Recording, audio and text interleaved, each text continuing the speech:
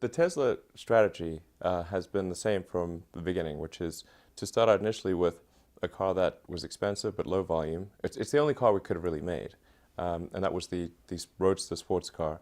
And then step two was a car that was sort of mid-price, mid-volume, and that's the Model S. And Model X also fits into that category.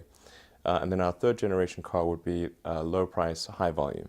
Um, and the reason for that strategy is that in order to make any technology mass market, it takes time. You've got to go through major design iterations. And you think of like the first cell phones that existed, like the one in the first Wall Street movie where the guy's walking down the beach with a giant brick on his, of a cell phone. And those things were really expensive and didn't have much functionality. But now anyone can afford a cell phone that's basically a supercomputer. You've got to go through major design iterations to achieve that, and that's what we're trying to get there as quickly as possible with 3 major iterations. You also need economies of scale, so you've got to have much bigger factories.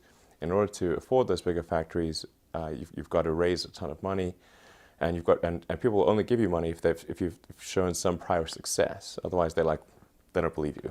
I just think that that it's important that we accelerate the advent of sustainable transport, that electric cars happen sooner than they would otherwise occur, and I think the fundamental good of Tesla will be measured by to what degree did we accelerate the advent of electric vehicles, and I'm hopeful that in the end people might say, well, probably by 10 years, that would be a really great success, but maybe at least by 5.